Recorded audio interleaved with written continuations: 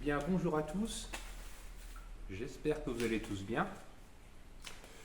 Donc, dans cette vidéo, à l'abri parce qu'il pleut dehors, et je bosse de nuit, donc la journée, du coup, j'ai le temps. Donc, nous sommes aujourd'hui lundi. Donc, soit vous allez voir cette vidéo ce jour même, ce lundi-là, ou demain, donc mardi. Donc, cette vidéo, je vais vous présenter cette deuxième XM. Comme vous avez vu, qui est belle de loin, mais loin d'être belle, en introduction, qui va servir de donneuse pour l'XM qui est là-bas. Et en même temps, ce que j'ai fait comme achat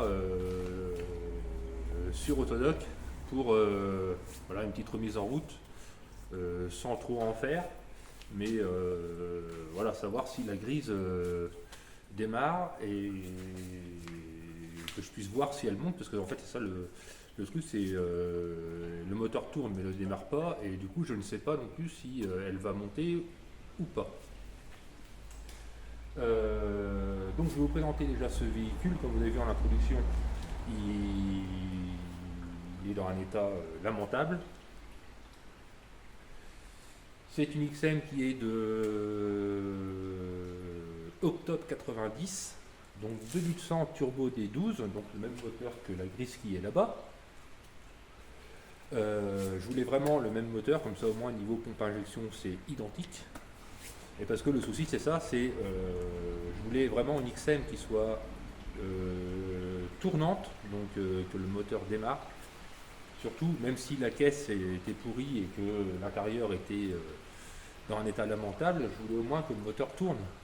Pour voilà, en gage de dire que la pompe à injection est totalement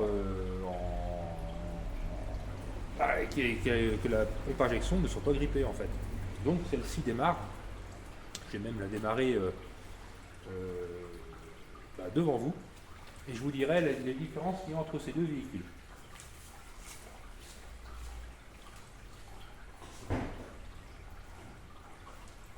Je vais ouvrir le capot.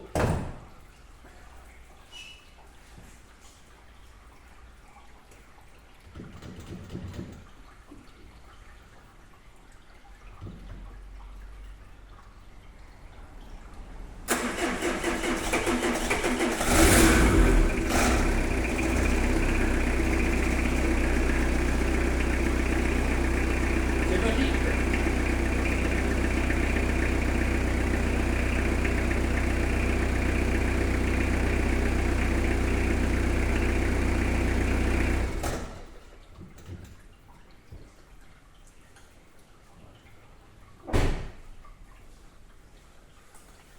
Donc comme vous avez vu, donc elle démarre, donc il n'y a pas de souci.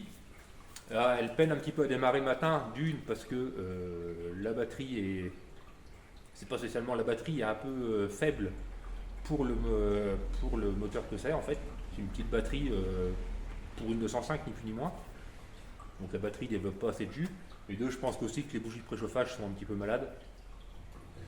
Donc voilà pour ça le démarrage. Donc je vais vous reprendre à côté du véhicule, capot ouvert. Et puis voilà. Donc comme vous pouvez voir, le moteur est dans son jus. Remarquez la couleur du gasoil.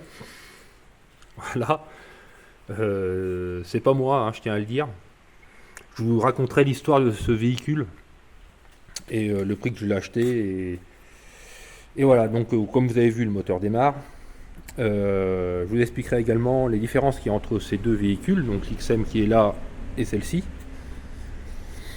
Donc voilà le moteur, hein, 2 litres 100 turbo D12, donc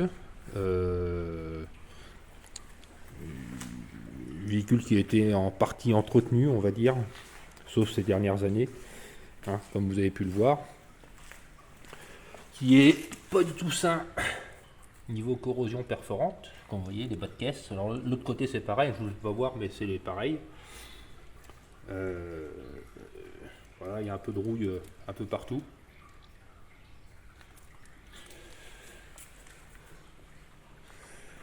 Elle est complète. également. Les pièces qui m'apportent ne sont pas cassées en fait. Voilà. Avec donc du coup un attelage, ça c'est mon toutou chien, qui est mouillé parce qu'il pleut dehors forcément. Donc mais bon, elle est pas, voilà, elle est dans un état lamentable, hein, comme vous pouvez voir. Mais c'est pas ce qui m'apporte le plus. Vous voyez la batterie,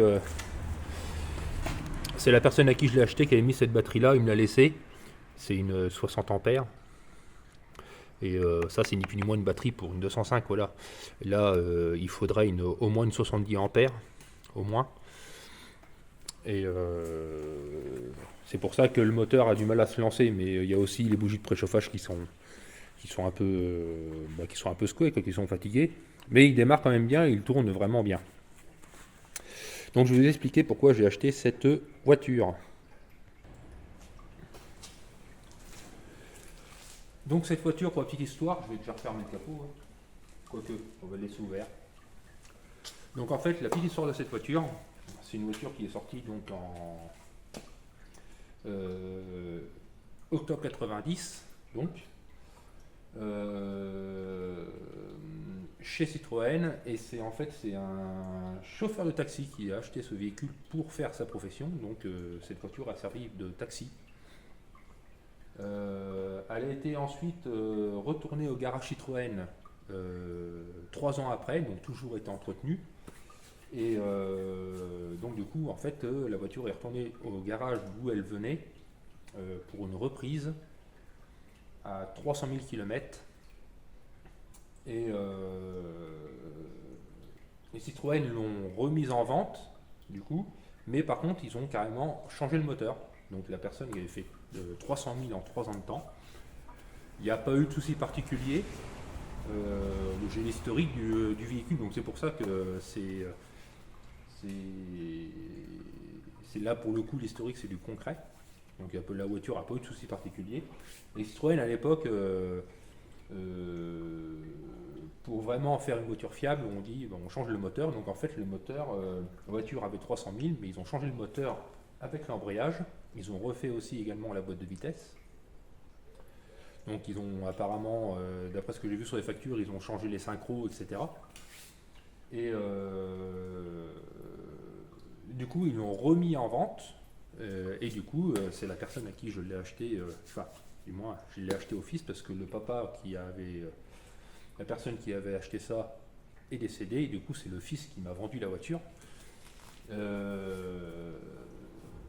Et la voiture aujourd'hui a 407 000 km au compteur, donc d'origine, mais le moteur forcément n'est pas. Donc en fait le moteur il a 107 000 km. Donc c'est une voiture, on va dire depuis 93 jusqu'à maintenant, qui n'a pas beaucoup roulé. Et encore moins les 6-7 ans qui se sont écoulés ces derniers temps, parce que en fait c'est une voiture... le papa avait remplacé la voiture par une Citroën C5. C'est des Citroën pure race, ils n'ont eu que des Citroën. Et cette voiture, en fait, c'était une voiture de ferme. Voilà, ni plus ni moins, c'était des agriculteurs. Et cette voiture servait à approvisionner. C'est pour ça qu'il y a l'attelage. Il y avait une remorque derrière avec une citerne de 500 litres. Et remplie de carburant pour approvisionner les moissonneuses-batteuses dans les champs pour refaire le plein. Transporter de l'engrais, etc. Donc c'était vraiment une voiture de ferme. Et c'est pour ça qu'en fait c'est du fuel, hein, au lieu du gasoil qui l'alimente. Moi je m'en fous personnellement, c'est pas mon problème. Moi ce qui m'apporte c'est la pompe à injection qui est bien parce qu'en fait la voiture tourne, donc forcément la pompe à injection doit être en bonne santé. J'ai regardé, elle ne fuit pas. Cette voiture-là a été arrêtée il y a 2-3 ans de ça pour une fuite hydraulique qui, je pense, est à l'arrière droit parce qu'elle pisse bien. Et du coup, elle ne monte plus, hein, tout simplement. Mais sinon, voilà, elle fonctionne parfaitement. Donc forcément, il n'y a plus de réaction assistée, il n'y a plus de frein non plus. Donc voilà pour la petite histoire. Cette voiture, je l'ai achetée, je l'ai vue sur je l'ai trouvée sur Marketplace, parce que du coup, comme j'ai cherché une XM pour pièce, donc j'ai ausculté toutes les petites annonces, que ce soit Le Bon Coin, Marketplace, etc., etc. Et puis voilà, autour de chez moi, voir savoir si j'avais pas des fois une XM pour pièce à vendre tournante. Et sur Marketplace, j'ai trouvé celle-ci qui était affichée à 700 euros, qui pour moi était largement trop cher. Et c'était ça un mardi soir, je rentrais du boulot, enfin voilà. J'ai appelé la personne, donc c'était le fils qui m'a expliqué que son papa était décédé au mois de janvier et que du coup il ne savait pas quoi faire de la voiture. Il était en vacances en plus, donc je remercie à lui de m'avoir répondu.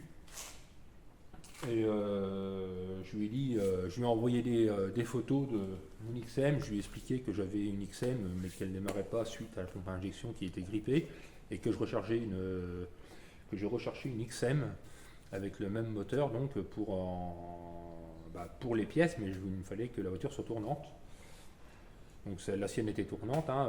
J'en ai douté honnêtement jusqu'à arriver devant le véhicule. Et du coup il a été emballé pour ce que je voulais en faire vis-à-vis de son papa qui ne voulait pas la voir partir en casse et détruite, et lui voulait vraiment que sa voiture serve de voiture donneuse pour en ressusciter une autre. Donc c'est chose faite, et cette voiture-là, je l'ai achetée 300 euros parce que en fait, bon, il a eu plusieurs appels forcément parce que ça court pas les rues, hein, des XM maintenant pour pièces et tournantes, et pas cher également. Et j'ai trouvé celle-là, donc j'ai sauté dessus. C'est l'avantage que j'ai un plateau et que du coup, moi je bossais jusqu'au samedi, mais que j'étais la chercher le dimanche en fait. Donc le dimanche matin, j'étais dans sa cour, sachant qu'il est revenu de vacances le samedi, donc la veille. Et donc du coup, le dimanche matin à 10h, j'étais dans sa cour. Voilà, donc on a fait. J'avais emmené tout ce qu'il fallait, donc du gasoil, une batterie, des clés, des cales, un cri, un bidon d'huile, etc. pour vraiment, pour moi, pour la remettre en route en fait. Et en fait, le monsieur m'a dit, il n'y a pas la peine.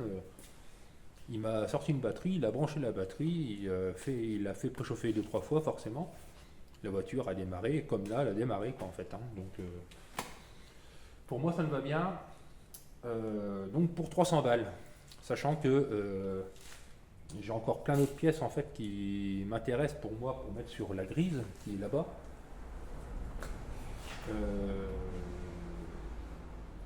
Et que je vais vous énumérer également. Donc je vous reprends.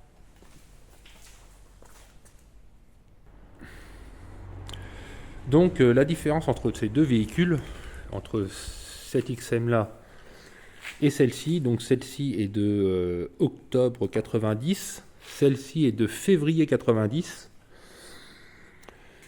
Celle-ci en option avait la peinture métallisée qui a été demandée, mais par contre c'est la première suspension hydraulique, voilà. Donc celle-ci n'a pas d'hydractif, par contre celle-ci à l'hydractive. Alors il faut savoir que quand j'ai acheté ce véhicule, donc j'étais le chercher le week-end du 8 mai cette année, et en fait en repartant j'ai oublié le dossier avec toutes les factures, etc. Donc le propriétaire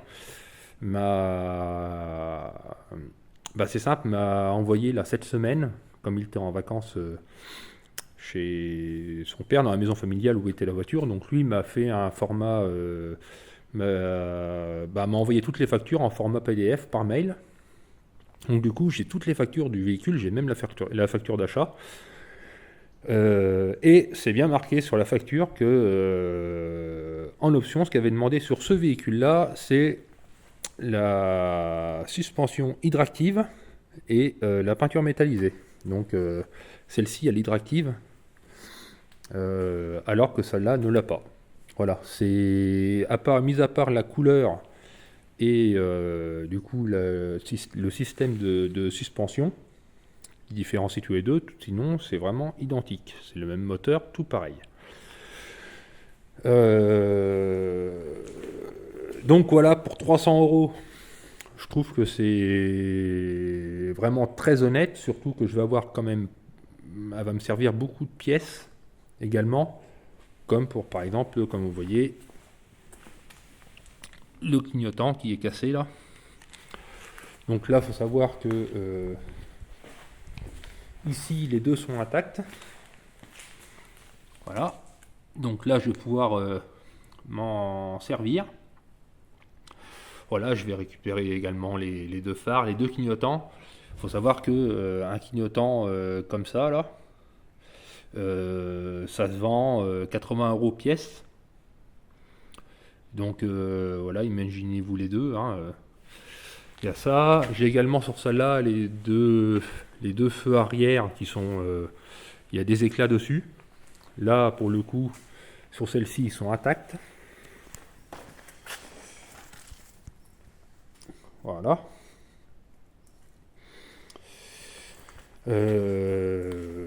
Et puis voilà, deux, trois trucs. Celle-ci, l'XM là, la porte ici ne s'ouvre pas de l'extérieur, mais s'ouvre de l'intérieur. Je ne sais pas ce qu'il y a dedans.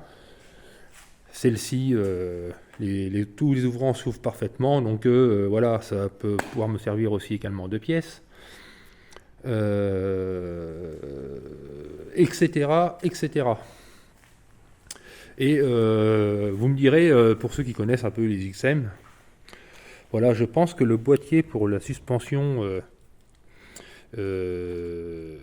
hydractive, je pense que c'est ça en fait, c'est ce gros truc Citroën, parce qu'en fait, ici je ne l'ai pas. Voilà. Ici, il n'y est pas. Donc je pense qu'en fait c'est ça la différence. Et c'est ça, c'est ce qui sert de... le boîtier qu'il y a sur celle-là, il n'est pas là. Je pense que c'est simplement la suspension hydractive qui est sur celle-là. Dans ce boîtier, tout est paramétré sur ce boîtier-là. Également, les sphères ont pas plus de 3 ans, apparemment, ce que j'ai vu. Donc je vais pouvoir me servir au moins 4 sphères. Si besoin est, hein, je ne sais pas dans quel état elles sont, mais forcément elles sont en meilleur état que sur celle-là. Hein. Celle-là, ça fait 15 ans qu'elle n'avait pas tourné, donc forcément les sphères sont bonnes à changer. Là, j'ai pas regardé en fait parce que l'huile LHM coûte très cher et enfin voilà, pas très cher, mais enfin c'est pas donné non plus. Et comme il y a une grosse fuite, si je suis persuadé que si je remplis le bocal de LHM, je suis sûr et certain que la voiture monte en fait parfaitement. Donc voilà, ça m'affole pas. Donc forcément, moi ce qui m'intéresse en priorité c'est ça, la pompe. Peut-être que je prendrai aussi celle-ci, là en nettoyant bien, hein, je vais enlever tout ce gasoil rouge. En fait la personne m'a dit, voilà, j'ai changé les tuyaux, j'ai mis ça voilà, avec du fil rouge parce qu'en fait il était grignoté par les souris, hein, tout simplement, et que du coup voilà, il a mis du tuyau, il a mis ce qu'il a trouvé chez lui, mais voilà, ça fonctionne, ça suffit pas, donc c'est l'essentiel. Donc voilà pour cette XM que j'ai acheté 300 balles. Donc 300 balles, hein. Bon bah c'est pas cher. Également les pneus. Alors les pneus, ils tiennent extrêmement bien la pression.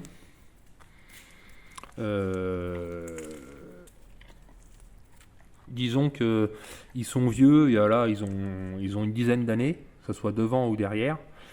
Mais ils tiennent bien la pression. Ils ne sont pas craquelés ni rien. Donc ça va me servir. Je vais pouvoir changer les roues.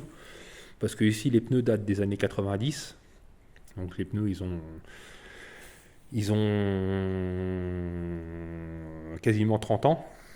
Là, ils ont 10 ans. Donc voilà, pour faire une remise en route et quand j'aurai démarré la voiture, qu'elle montera tout ça, je veux quand même l'amener au contrôle pour savoir ce qui va pas dessus, mais pouvoir aussi rouler avec, voilà, pour voir si tout fonctionne bien, etc. Mais je vais pas rouler 500 km, mais tant que le moteur chauffe, voilà, que tout se mette en branle, mais je veux rester dans le coin forcément, on ne sait jamais si je tombe en panne ou quoi.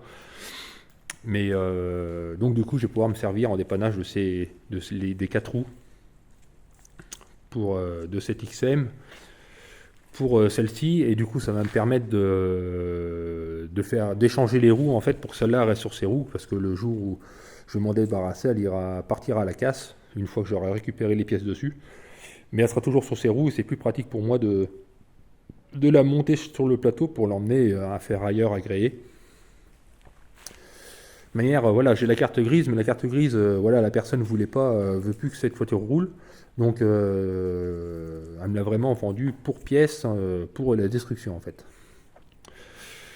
Donc voilà, dites-moi ce que vous en pensez pour 300 balles pour le prix, hein, sachant c'est une banque de pièces sur roue. Donc voilà pour ces voitures. Donc ensuite, qu'est-ce que j'ai commandé en pièces? Donc j'ai commandé des pièces pour l'XM. Ça va de soi. Donc sur Autodoc, je me fournis beaucoup. Toutes les pièces que j'ai achetées pour des voitures, je les prends chez Autodoc. Alors voilà, il y a deux écoles, il y en a qui s'en plaignent et qui ne commandent plus. Moi je m'en suis jamais plaint, ils m'ont jamais fait faux bon, ou ils ont jamais mis une pièce de leur marque par rapport à une autre pièce sans m'en avertir. Ça m'est encore jamais arrivé. Voilà. Après, maintenant, je prends jamais les pièces les moins chères, je prends jamais le plus cher non plus, mais voilà, au milieu. Et quand je vois, par exemple, je commande, par exemple, que ce soit même un filtre, quand je vois que c'est marqué faible stock, et ben je prends la gamme au-dessus. Et comme ça, parce que quand on prend faible stock, des fois, forcément, c'est qu'ils en ont plus. Et c'est là qu'ils vont vous mettre une pièce de leur marque. Alors, soit c'est du Ridex, ou soit c'est du Schwark. Je crois que c'est ça. Et ils rectifient pas le tir sur le prix. Donc, vous payez, par exemple, un filtre que vous avez payé, par exemple, un Valeo, un filtre Valeo, que vous allez payer 10-11 euros. Il va être marqué faible stock, ils n'en ont plus en stock, ils vont vous mettre un filtre de leur marque à eux qui va coûter normalement 4-5 euros sur leur site, mais par contre ils ne vont pas vous rembourser la différence. Donc voilà, il faut se méfier à ça. Maintenant, moi ça m'est encore jamais arrivé parce que je suis vigilant et donc c'est pour ça qu'en fait Autodoc je me en plains pas. Voilà.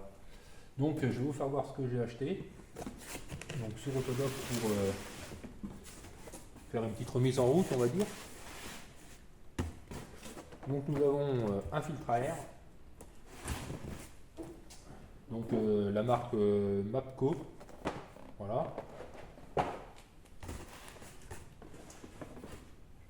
J'ai un filtre à gasoil parce que du coup je l'avais changé sur l'XM Gris, je l'avais changé, mais du coup je le rechangerai encore un coup parce que forcément il y a sûrement un peu de dépôt, tout ça, mais le filtre à gasoil va filtrer ce qu'il peut.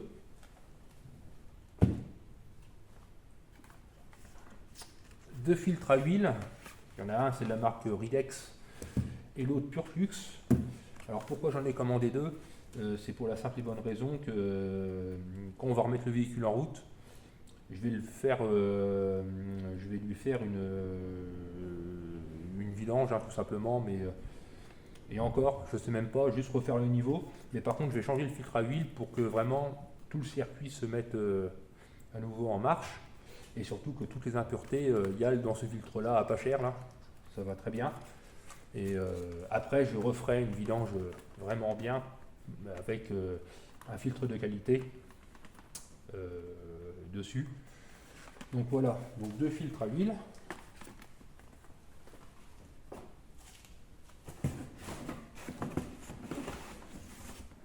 Et également un kit distribution, qu'il y a la courroie, la pompe à eau, le galet, joint, etc. Alors ça vaut 88 euros, donc c'est pas excessif. C'est la bonne référence pour mon véhicule. Donc voilà pour ça.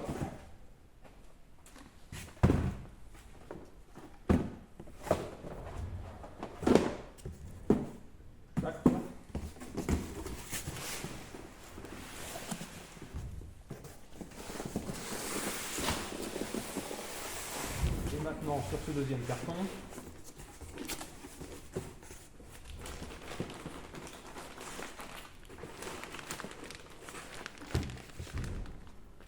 j'ai pris 2 litres de LHM, la marque Valeo. Alors ça vaut 9 euros quelque chose le litre. La marque Total, alors peut-être pas que je leur fais de la pub, mais a été à 13 euros quelque chose.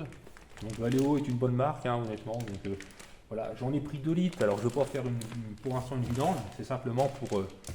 Je sais qu'il en manque un petit peu dedans et je me dis que s'il y a une fuite, ben voilà, en remplissant à niveau, je saurai s'il y a une fuite ou quoi, mais je saurai également si le véhicule monte bien ou pas, si tout fonctionne. Donc j'ai pris 2 litres.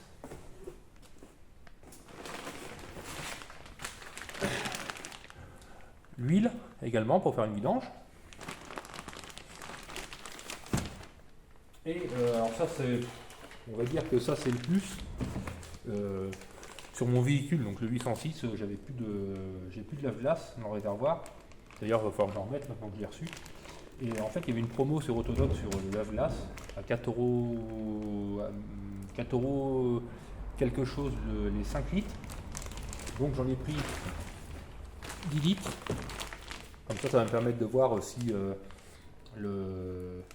la pompe lave-glace marche aussi également sur l'XM. Parce que ça coûte cher honnêtement en magasin. Maintenant, il faut compter 7-8 euros pour du lave-glace. Le liquide de refroidissement, c'est plutôt vers les 10 euros. Donc quand il y a des promos comme ça sur Autodoc, eh ben, je les commande en même temps. Et puis voilà quoi. Donc j'en ai pris 10 litres.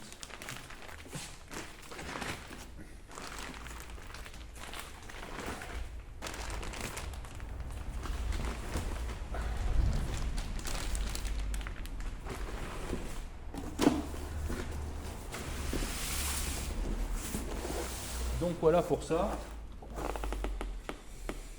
Ensuite, je vais vous orienter par ici. Je ne sais pas si ça va être bien cadré, j'en sais rien. Je vais regarder si ça va. Donc sur Amazon, je me suis acheté un kit de polymérisation pour refaire les phares avant d'une voiture, pour les phares en PVC. Parce qu'en fait c'est simple, j'ai ma voisine qui a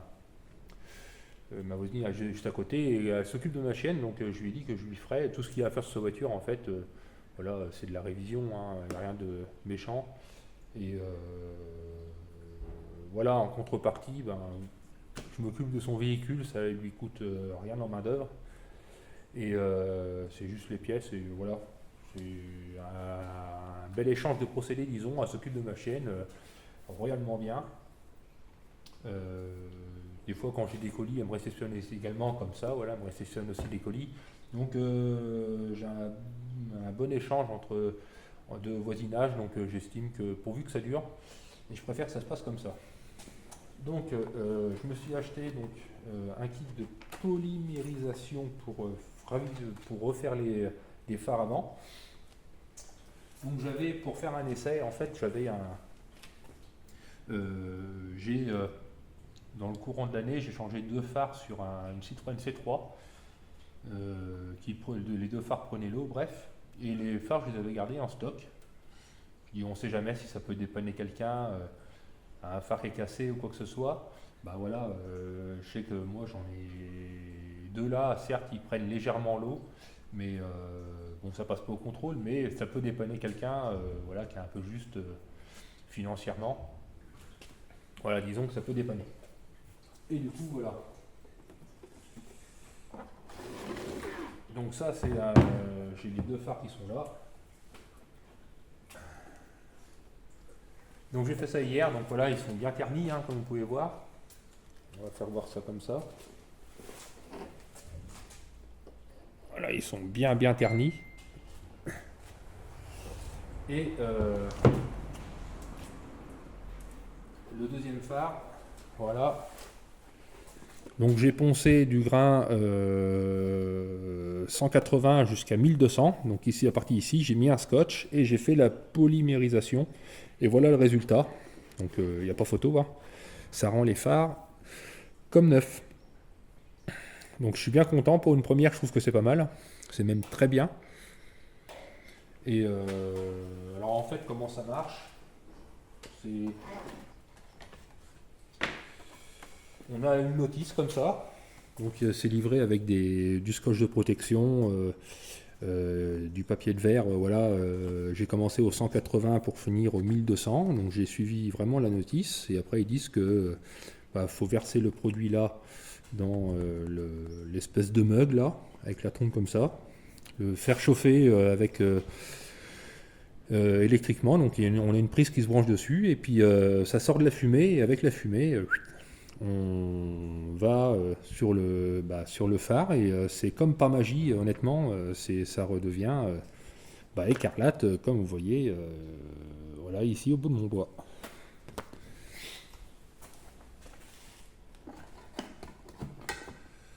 Donc voilà pour ce kit.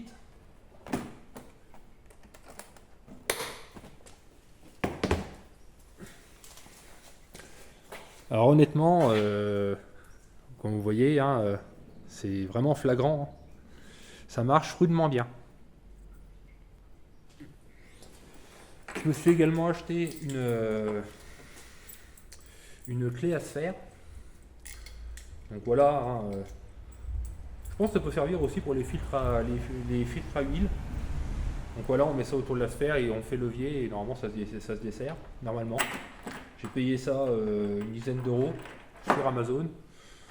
Je sais, Amazon c'est pas bien, mais quand je vois le prix en magasin que ça coûte, oui, mon portefeuille n'est pas extensible. Là, le kit, je vous ai pas dit non plus. Hein. Le kit pour la polymérisation, donc vraiment il y a tout le kit, et le papier de verre, il y a le produit, il y a le produit dedans, enfin vraiment tout le kit avec la valise et tout. Ça m'a coûté 47 euros. Sachant que les garagistes pour faire ça prennent entre 80 et 200 euros, ça dépend des endroits. Donc ça vaut le coup de s'y mettre honnêtement, et surtout que pour arriver à ce résultat là, je me suis chronométré, j'ai pas mis 20 minutes. Donc c'est quand même avantageux, 20 minutes de mon temps c'est pas grand chose, surtout pour le résultat honnêtement. Et c'est une voiture, c'est dommage qu'une voiture soit refusée au contrôle juste parce que les feux sont ternis en fait. Voilà. Donc voilà déjà pour ces nouveaux achats. Donc voilà pour la présentation de l'XL, un peu ce que j'ai acheté pour faire une petite remise en route, etc.